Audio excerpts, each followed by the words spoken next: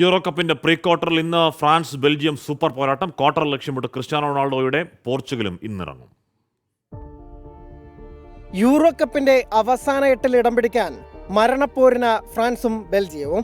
ക്വാർട്ടറിലേക്ക് മുന്നേറണമെങ്കിൽ group റൗണ്ടിലെ കളി പോരാ ഇരു കൂട്ടർക്കും. സമ്പൂർണ്ണ ജയം നേടുമെന്ന് പ്രതീക്ഷിച്ച രണ്ട് ടീമും രണ്ടാം സ്ഥാനക്കാരായാണ് കടന്നുകൂടിയത്. ഓസ്ട്രിയയോട് സെൽഫ് ഗോളിൽ രക്ഷപ്പെട്ട ഫ്രാൻസ് നെതർലാൻഡ്സിനോടും പോളണ്ടിനോടും സമനില വഴങ്ങി.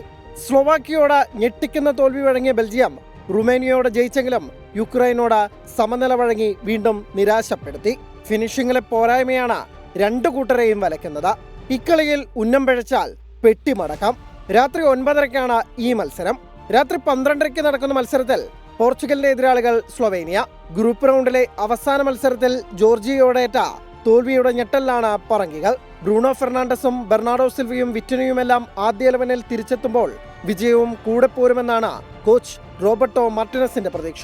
ക്രിസ്ത്യാനോ റൊണാൾഡോയുടെ ആദ്യ ഗോളിനായി താരത്തിന്റെ ആരാധകരും പ്രതീക്ഷയോടെ കാത്തിരിക്കുന്നു. Sports desk 24.